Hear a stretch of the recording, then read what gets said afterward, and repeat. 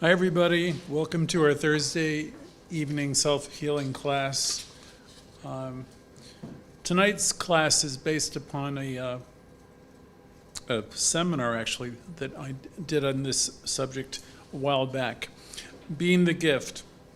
I first want to welcome everybody who's watching this in the Zoom, all the faces and the names. I'm aware now that we have an audience on YouTube and Facebook and Instagram that grows every week. And I'd really love to invite any of you who might be watching us live to send us a link or send us a message rather, and Jimmy will then connect you. It's always better if you're able to interact with us in the Zoom. So if you send your message, we'll hook you up, and we'll also then be able to invite you to any of the other classes that we're going to be having in the weeks to come. So tonight, welcome. Again, send us a message, and we'll let you invite you into Zoom. We have a lot of wonderful people that are part of this group, and I'm sure you'd love to get to know some of them as they would like to get to know you. We're growing our community week by week. We've been teaching this class in some form. I have, at least since the book You Can Heal Your Life was written, and that's well over 30 years. And we've been doing work here at the center through the various things that have been going on in the world. Let's just put it that way. Let's start now with an affirmation, something of Louise Hay. I have something from her. I have something from Ernest Holmes. We'll start with gratitude. I know as I center myself in calm and peace that there is an energy here within me, and I can sense it. I can know it is within me. It's all around me, and this energy is with any of the people that I can see and sense, any of the people that I know are listening to this call now, or listening to the broadcast in the days to come, because that's what happens too. This energy is with them. And as I center myself, as I go within for a moment and touch this place, there's a sense of gratitude that comes for just the awareness that I have. And this energy that we have, the awareness that it responds to me and to all of us. I now allow this energy to fill my being, my body, my mind, my being. And it's a sense of gratitude. It radiates out from me to all of you. Anyone listening to today's lesson, it touches everything and everyone. And the thing I realize is this energy that I gratefully have and I send out returns to me in ways that I can't even comprehend. The more I feel this, the more I'm aware the supply is endless. This realization, this use of gratitude, of course, makes me feel good, and it brings forth a joyous feeling. And it all comes from that realization that we are centered in this activity. I'm grateful for myself, for my body, my ability to see and to hear and to feel and taste and touch. I'm grateful for my surroundings, for this spiritual center, my family and my friends, and I rejoice in all their company. I'm grateful for my work. I'm grateful, and I intend to do the best at it all the time. I'm grateful for my talents and my abilities, and I continually express them in ways that are fulfilling. I'm grateful for whatever I know that brings forth more good. I'm grateful that I'm prosperous and I attract opportunities of all kinds. I live joyfully in the now, and I'm grateful for all my past experiences, for they were all part of my soul's expansion and growth. I'm grateful for all of nature, and I'm grateful for every living thing. I'm grateful for today, and I'm grateful for the tomorrows to come. And so it is as we start this evening's class. Thank you again for joining in today's self-healing discussion. This is a bit of a seminar, so I'm condensing it as I go. There's something here from Ernest Holmes that I'm going to paraphrase and make a little more brief. Dr. Holmes, of course, wrote the material, the textbook, that was the foundation of all of Louise Hay's work and what she taught. And most of you know that Louise Hay was a student here at our very center. This is the place where she got her spiritual education. She learned affirmative prayer. She did her studies for the Little Blue Book, and then, which was the foundation of You Can Heal Your Life. Holmes wrote, and I'm paraphrasing, "I know that there's power for good, and I know it's responding to me. I bring it into my experience. Everything that is necessary for my unfoldment is right here. Everything that's necessary for my happiness is here. My good, my health, my wealth. I know there's power for good. It enables me to help others and to bless the world. I quietly say to myself, there is one life, and it's good and it's perfect, and it's my life right now. My heart beats perfectly with the pulsation of the universe, serenely and in peace. My whole physical being is filled with divine spirit, and if there's anything going on within me unlike that or doesn't belong, let us collectively decide right now in this gathering to lovingly release it or dynamically release it." We have a new video short that our young man Harte has made for us this week, and we're going to play it for today's class. I believe it's a minute or two, so let's enjoy it together. Anthony's got it queued up for us right now. And here we go. We'll see you in just a moment. It's the energy of the universe. It unfolds right before you by means of you. That presence, that power, that intelligence is in you, operating through you. I can't say that enough times, and yet I don't know who really hears that. All the power and energy and love of the universe is in you, operating through you. The divine energy is the essence of everything. And out of this, all things come. And since this divine supply is infinite and it's eternal, it's forever around and within us. You're created out of it, so am I. We call it divine substance. We live in this life of this stuff, and we can never escape it. It is divine and it is within. Since this divine substance is the source of everything, then our experience personally of supply will take place always by means of your attitude. Do you have an abundant consciousness? Are you really on fire with your life and you have positive expectancy towards everything and everyone? You've got a lot of things working in your favor. What's your attitude? Because your attitude will ultimately be the thing that will determine your altitude. Your attitude will be the thing that will lift you out of your present circumstances to bring you to the places perhaps you want to be. By means of our consciousness, because of this, we demonstrate everything. We have to learn to believe in our word and learn to believe in ourselves, and also the availability of this infinite supply. Always available for you, operating through you. This is the spiritual truth that we teach. Can you bring it into your being and know and accept that you have everything, and you always have had everything? And can you be in a new moment and proclaim, look, I am supplied, I'm wealthy and I'm healthy and I'm an inlet and outlet of God activity. Wake up and love yourself. Learning to love yourself enough to say, hey, look, I'm really something. I love myself. I deserve a great life. And when you really say that and you believe that, you'll find yourself letting go of the things in your life that are not so great, because you're going to know you deserve more.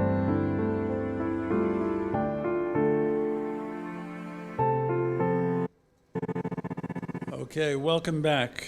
So I hope you liked the video. That last suggestion is, I hope you're letting go of the things in your life that are not serving you, because you deserve more.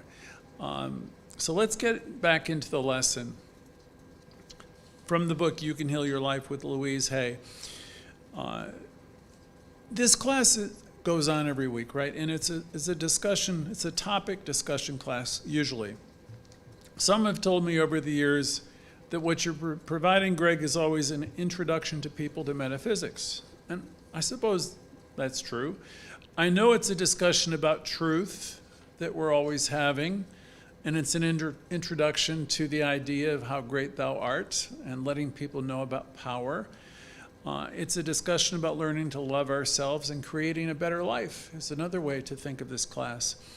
Ernest Holmes, who inspired Louise Hay, said, "There is power for good in the universe, greater than you, of which you are part, and you can learn to use it." So, as we learn to love ourselves, we learn about this power, and we learn how to use it. So tonight, we might try love instead, or we might give what we teach here a try. Our weekly subjects are always tied to subjects that are in You Can Heal Your Life. I remember long ago a passage from another great book. I was a Catholic kid, so I went to a Catholic school. And I remember from the New Testament in John, the suggestion to love one another as I have loved you. To love your brother as, I'll say, and your sister as yourself. Those were timeless, important concepts that most of us still believe in. Love one another as I have loved you. Love your brother and your sister, I'll add, as yourself. So this is a timeless message for all of us. I think from any faith or any belief system would embrace that idea. The message is very clear. There's a couple important points that magnify what Louise Hay taught us in all of her workshops. First, there's an emphasis in that passage to love yourself, but that's not the message that you hear first. The emphasis when I was younger was about loving one another, right? Most of us as children of any faith were taught to love other people and to help them if we could, right? I'm sure you all got a version of that. The part I missed, and many of you missed, the part about loving ourselves. I didn't get that in any of my early religious studies. I learned that we were all sinners and that we're supposed to help other people less fortunate. I definitely got that one. And I learned that we were supposed to carry the message, and they even gave us instruction on how to do that. Now, onto this loving myself part, I totally missed that one. I don't know if you guys got it loud and clear, but I missed it. And I think most of you missed it too. It wasn't the thing they emphasized that much, but it was right there 2,000 years ago. Love your brother as yourself. It's always been there. It's been there again for over 2,000 years. Love your brother, love your sister as yourself. So the importance of this class is not to overlook the part that involves loving yourself, the part that's been overlooked. It's been overlooked for a long, long, long time. Most of the churches have kind of like played that part down. This center exists to play that part up. Because when you really, really love yourself, your whole existence changes and you can be of great value to the world. Throughout my life, I've seen loads of well-intentioned people trying to help people. I was one of them. And that's really beautiful. I have worked myself in various agencies where I've witnessed people doing impossible tasks for people daily, where we've worked probably 20 extra hours a week that we weren't paid for, just because we wanted to help. And I remember most of these folks, caretakers, caregivers, didn't really take very good care of ourselves. I was one of them. We would give all of our time and our money and our effort because we believed in what we were doing. And this teaching will tell you very, very clearly that life loves a giver. Your time, your talent, your money, all of it, whatever you circulate, you're going to get a lot in return. So if you're one of these people in life who is a giver, you are a blessing into the world, and that's true. The piece, though, tonight for this lesson and for myself and all my colleagues that comes from Louise Hay, and Louise totally understood it. She says, there needs to be love for you too. You really want to be able to love yourself also, so you can really be the gift that the world needs. Because if you're not loving yourself, you might be out there helping everybody, but you're not doing it nearly as effectively as you would be if you were loving yourself. That love would radiate out from you. You would not be exhausted. You would be taking better care of yourself. So this is the emphasis on tonight's message. There needs to be more joy for you also, more peace for you too, prosperity and positive expectancy for you also. I've noticed in healthcare and in spiritual organizations as a counselor and ministers, sometimes the loving of others becomes a bit much because there's always it's people in need, right?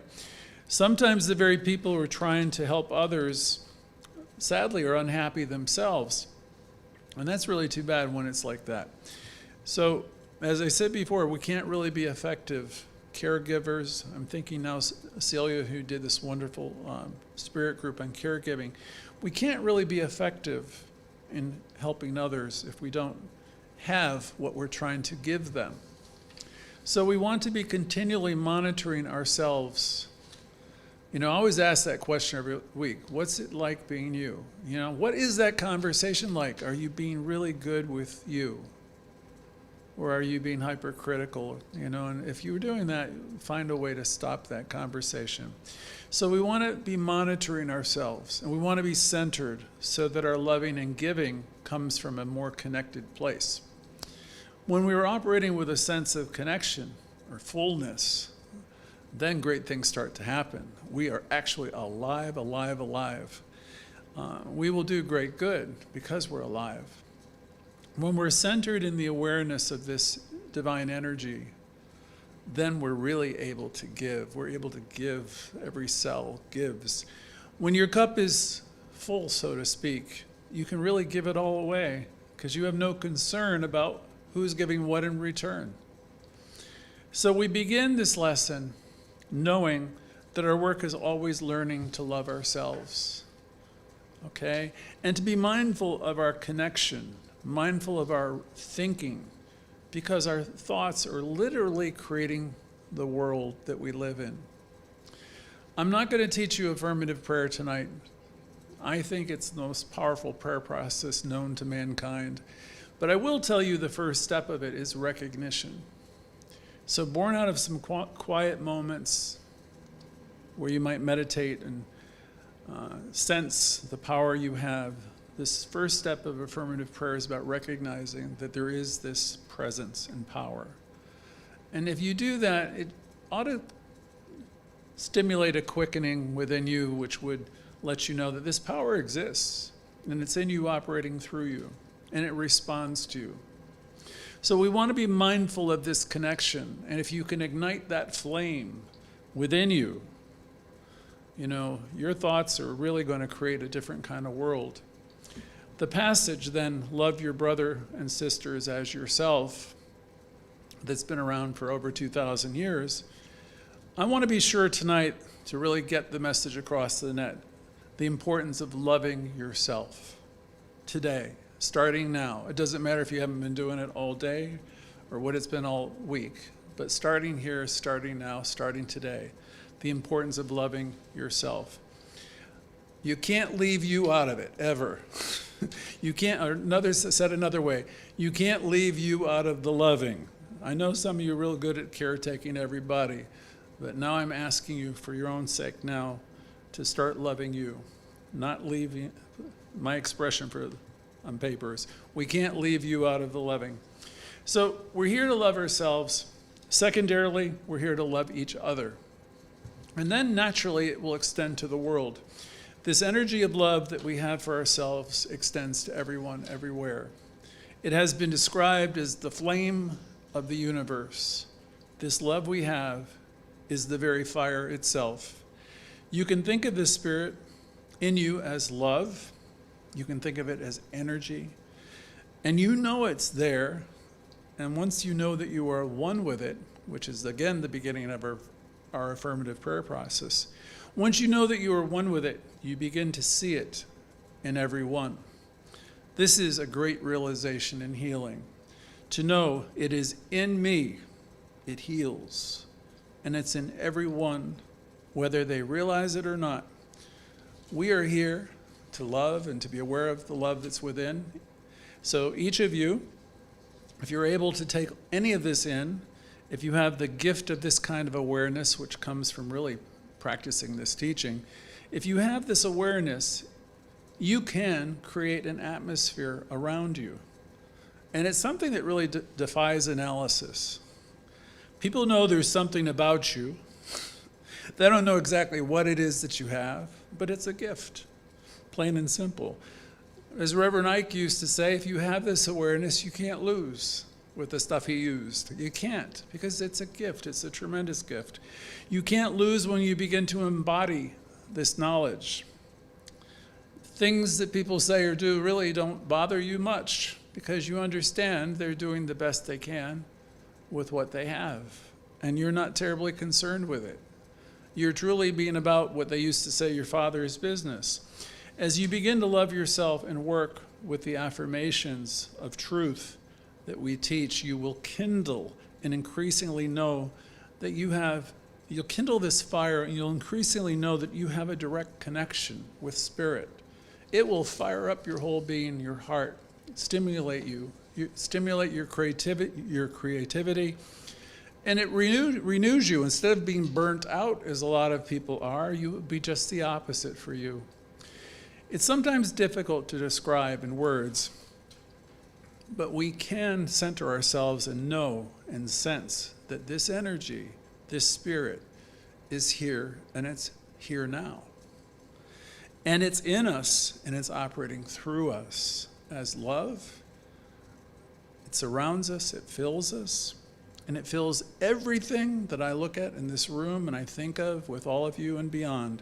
This energy of love is here, everywhere beyond the call, in the people listening tonight and the people who will be listening all through the week. Wherever we can imagine this presence, this power is. Now I'm going to move over to the class notes for just a moment, where the question is asked for this evening: do you know how to love yourself? And I'm thinking some of you might say, oh yes, I know how to love myself. And I'm going to ask it again. Do you really know how to love yourself? Do you have a deep, abiding appreciation for you? Do you have a deep appreciation for who you are and all that you've been through, what you've accomplished, and who you have come here to be? Do you have this regard for yourself? Do you have a deep appreciation for the journey, the sacredness of your journey up to this point? Or are there a lot of regrets, a lot of if I'd only and if only? And if you have a lot of regrets or sadness, I'd invite you to think tonight about releasing those regrets, every last one, and anything that comes to mind, and say to yourself, I did the best I could with the information that I had, the awareness that I had at that time, and I release it now. I hope any of you who are hanging on to sadness or resentments or remorse of any kind find a way within yourself tonight to release it and let it go. In this session, we're going to help you recall how strong you are and how you have been a victor, how you've really grown through time, and every event, everything that was sad, has brought you to a higher place of understanding. There's another question in our class material that comes up in this session, which is, the question is asked, who am I? And who have I come here to be? A great teacher of mine, Dr. Bill, used to say, life, you can think of it like a schoolhouse. We came here to learn and to express life. And we came here to learn many wonderful lessons. And that's really a good way to think about it. It's a healthy way to think. It's a more healthy way to think than you were given a bad hand, right? Or you keep identifying yourself as some kind of victim. See, I have a lot of friends because I've been in the recovery circles for a lot of years, and they'll keep on identifying themselves as a lost something or a victim, or keep calling themselves things that will kind of like keep you in a loop that you never step out of. So if you think of life as a schoolhouse, as Dr. Bill said, with wonderful lessons, it's a good way to look at it, a healthy way. And for those of you who have experienced tough times and who are experiencing tough times right now, we get you, we understand. We have been through much of it ourselves. I'm sure, though, even those of you who are having a tough time this evening, this week, I'm sure you want to move forward. I'm certain of that. All of us do. So we aim high, not to, we're not trying to minimize anybody's pain or experience. It's just we know that no one wants to stay stuck there, right? So we intend to step up and step out of these conditions to move forward. We know that there's nothing, in fact, binding us and keeping us in states of consciousness. Everything that has happened in our life is, in the final analysis, happened for us, not to us. And I know now, myself looking back on decades, that's one of the things that happens as you get older. You can see how every one of these lessons have brought you to a new place and to a better place. I didn't always see that when I was younger, but now I understand that that's the very way that life works. It's all happening for us.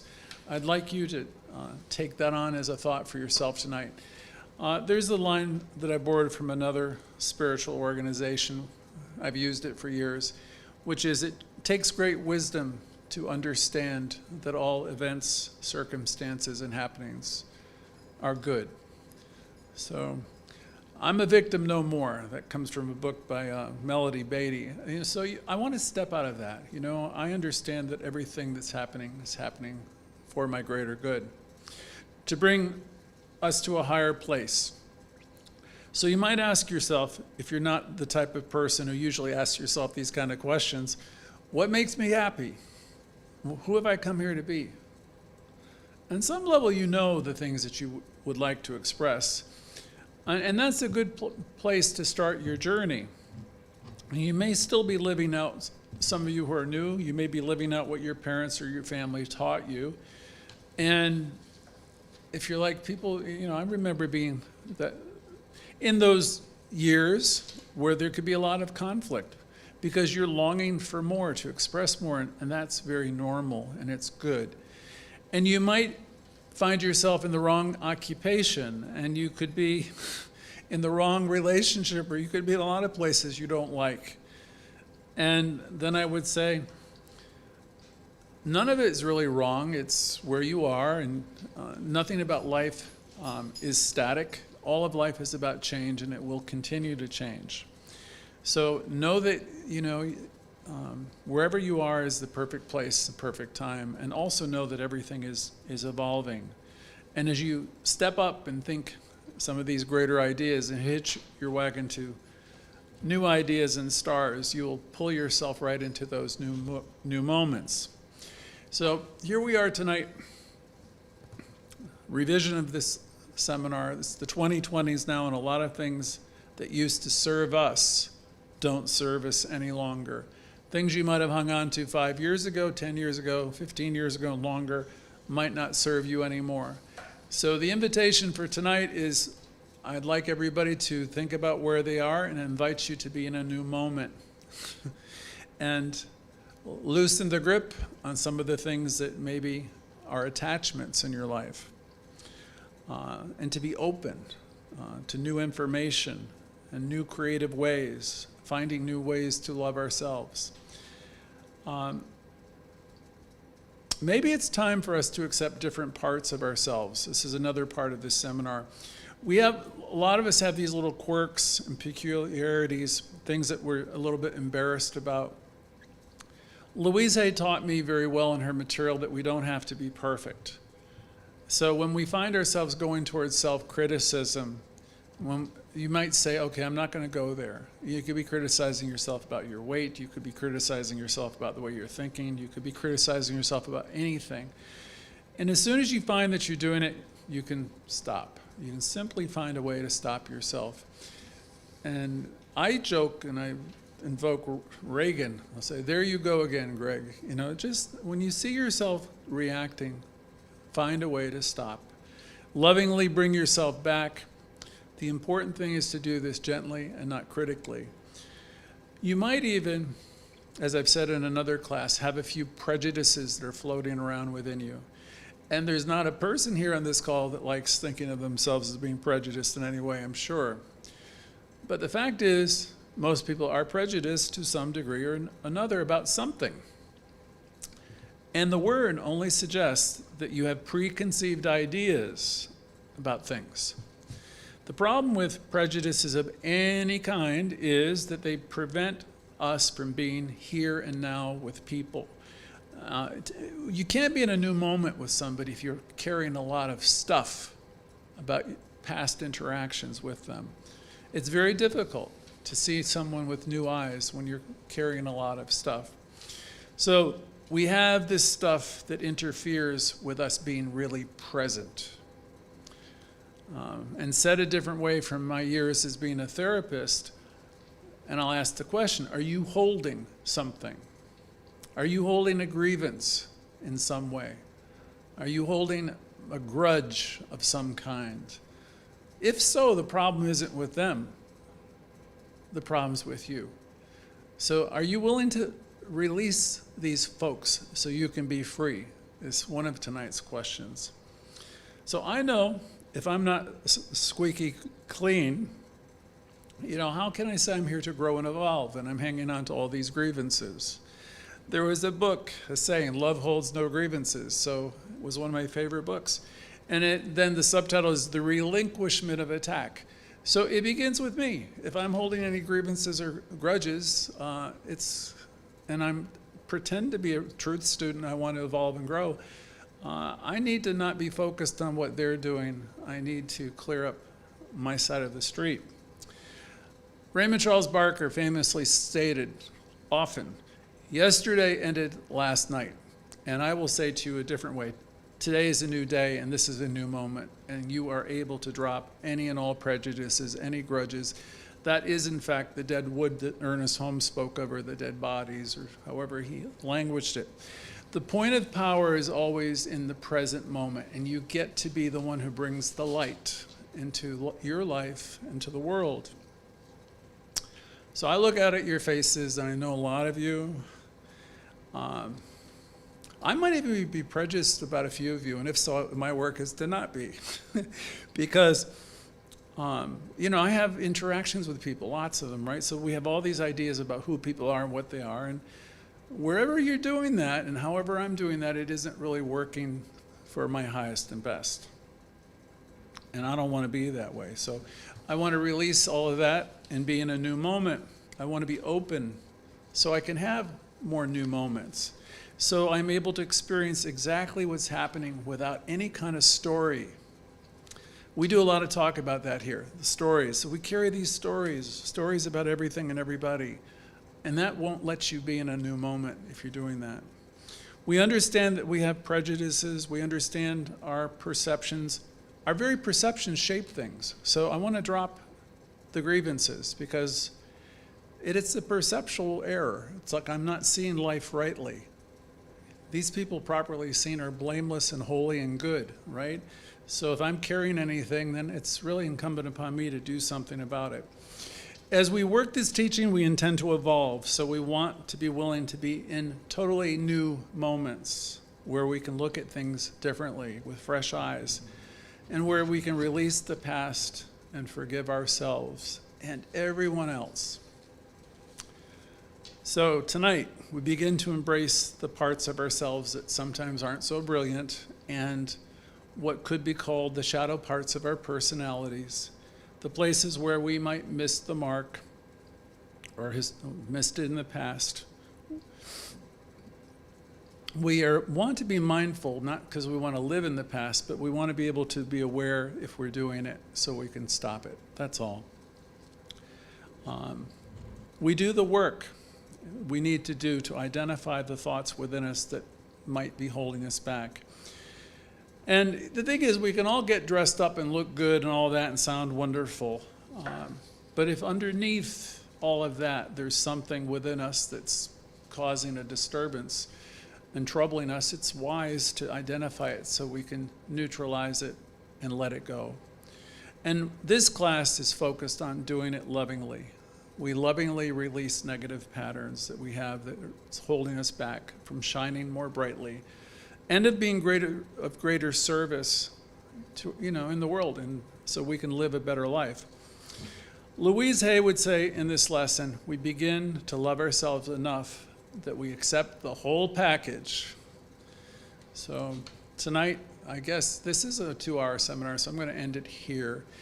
I'm going to ask the question, do you love yourself enough yet where you can accept the whole package, where you can accept yourself unconditionally and be thrilled with just knowing who you are and knowing the best is yet to be? So let us end with that question, and I'm going to see you all in one moment at the other side of the break, and I'd love to hear what you have to say.